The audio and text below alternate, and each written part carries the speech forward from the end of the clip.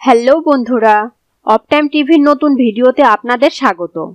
বগুড়া ৪ আসনে একাদশ জাতীয় সংসদ নির্বাচনের স্বতন্ত্র প্রার্থী আশরাফুল আলম ওরফে হিরো আলম।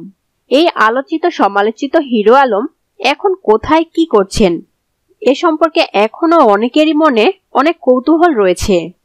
তাহলে চলুন বন্ধুরা দেখে নেই আলোচিত সমালোচিত সেই হিরো আলম এখন কোথায় কি করছেন।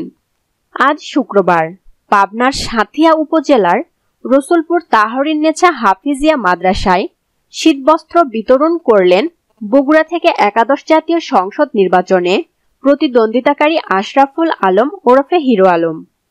আজ শুক্রবার বিকেলে মায়া ওয়েলফেয়ার ফাউন্ডেশনের আয়োজনে ফাউন্ডেশনের সভাপতি মনোয়ার পারভেজ মানিকের সভাপতিত্বে উক্ত মাদ্রাসার ছাত্র ও দরিদ্রদের মাঝে প্রধান অতিথি হিসেবে শীতবস্ত্র বিতরণ করলেন আশরাফুল আলম ওরফে হিরো আলম।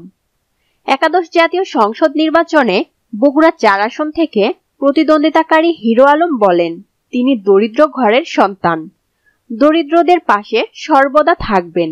সাংবাদিকদের এক প্রশ্নের জবাবে তিনি বলেন, ইউনিয়ন পরিষদের মেম্বার থেকে নির্বাচন করেছেন। সংসদ নির্বাচনে নির্বাচনী পরিবেশ ফিরে আসলে আবারও ওই আসন থেকে প্রতিদ্বন্দ্বিতা করবেন তিনি।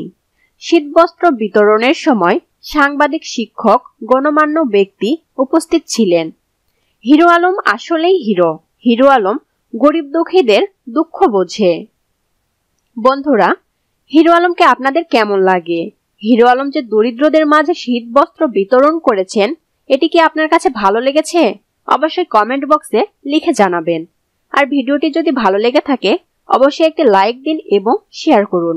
সেই সাথে আপনি যদি আমাদের চ্যানেলে নতুন হয়ে থাকেন তাহলে আমাদের চ্যানেলটি সাবস্ক্রাইব করুন আর পাশের বেল বাটনটি অন রাখুন। ধন্যবাদ।